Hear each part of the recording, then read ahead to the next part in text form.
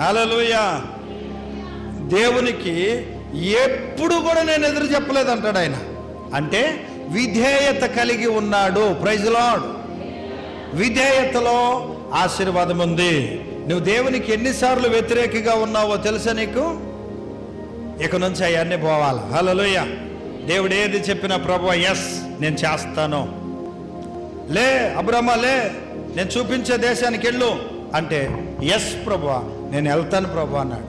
ఏ దేశానికి వెళ్ళాలో చెప్పలేదు, ఏ పర్వతంకి వెళ్ళాలో చెప్పలేదు.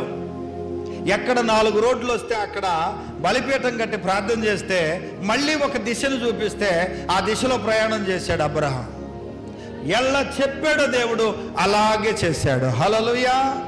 అందుకనే దేవుని ఆశీర్వాదం అబ్రహాము జీవితంలో మనం చూడొచ్చు. హ్యాపీగా